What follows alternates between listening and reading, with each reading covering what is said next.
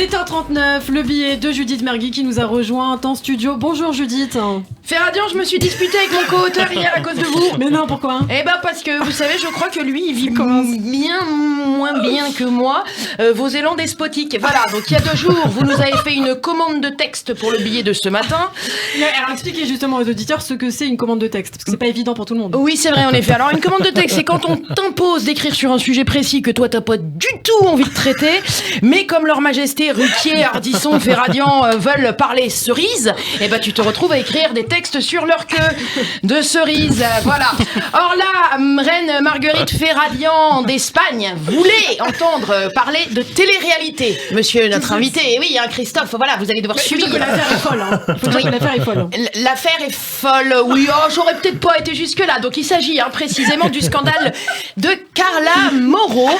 Et ben dis donc, dire qu'une demi-heure après j'étais sur le créneau de Christophe Barbier, lui m'aurait commandé un billet sur la Birmanie, là, voilà, je suis avec Ilana Bourbier, à devoir écrire sur les ch'tis à Marseille, ou les Marseillais à la Villa des Cœurs d'Artichaut. Arrêtez, vous savez même pas où se trouve la Birmanie d'abord. Oui, c'est pas faux, mais enfin, c'est pas du tout le propos, là, donc voilà. Alors moi, c'est pas que ça m'intéresse pas du tout, ni que j'en sache quoi que ce soit, mais ça, elle s'en fiche, Ilana. Vous voyez, la reine veut se divertir.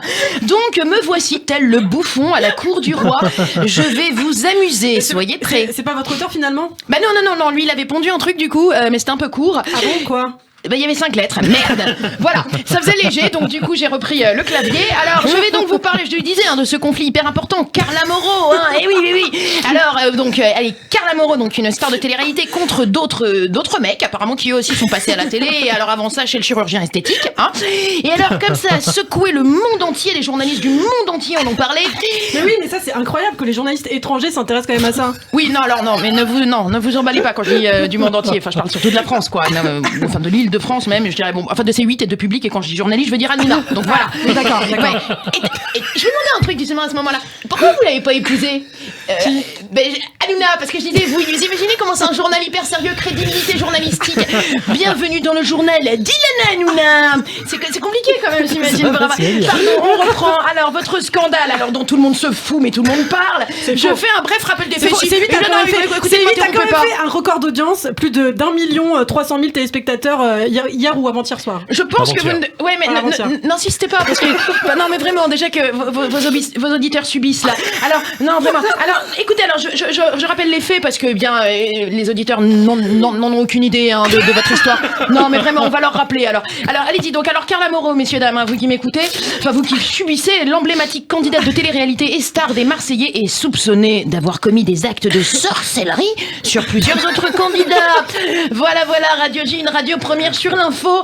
Et là, la première question qui nous vient, c'est bien normal, messieurs, dames, c'est de dire, mais qu'est-ce qu'on s'en tape? Et là, la seule réponse que j'ai à vous apporter, c'est de vous donner un numéro de téléphone pour poser la question.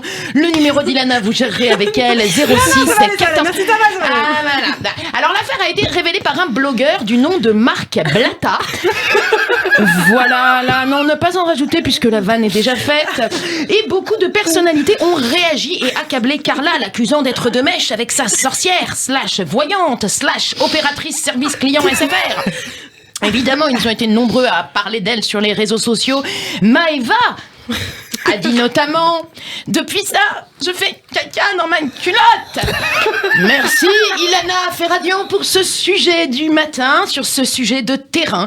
Alors non seulement on l'accuse d'être une sorcière, mais également d'être un laxatif apparemment.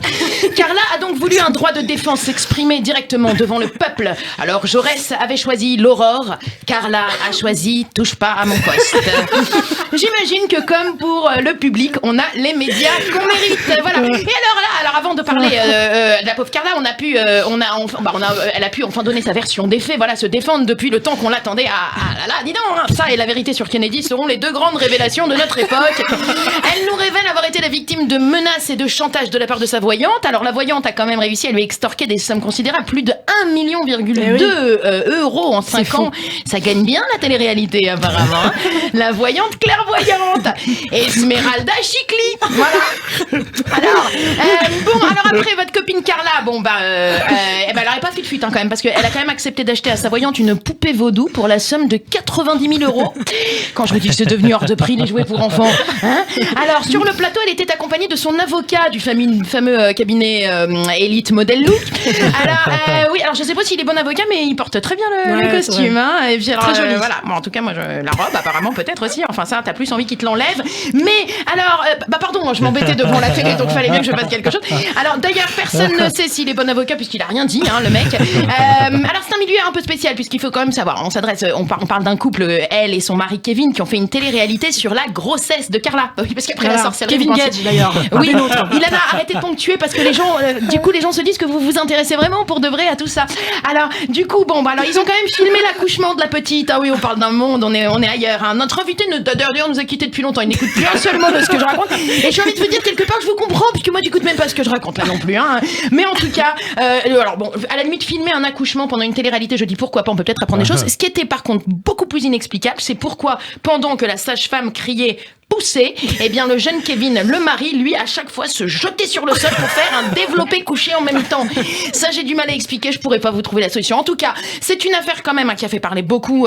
La police a quand même saisi l'affaire et je me fous pas de vous. Un procès pour sorcellerie va bientôt être ouvert. C'est pour ça qu'on en parle. Exactement, au tribunal de Salem, juste après celui des 7 nains et de Merlin l'Enchanteur, voilà. Et alors, Ilana, pour votre prochaine commande, du coup, je me demandais, on fait quoi? Est-ce qu'on fait Morandini qui reçoit Dark Vador ou alors... Non, mais dites-moi, en tout cas, ce qui est bien, c'est que cette histoire est enfin terminée, messieurs, dames, et que moi, je suis enfin sortie de cette chronique. Merci, Judith Mergui, mais c'est une affaire qui passionne les Français. Vous ne vivez pas de vos jours, Judith. Je ne sais pas quoi vous dire. Voilà, merci beaucoup, Judith Mergui, d'avoir été avec nous. On vous retrouve demain matin.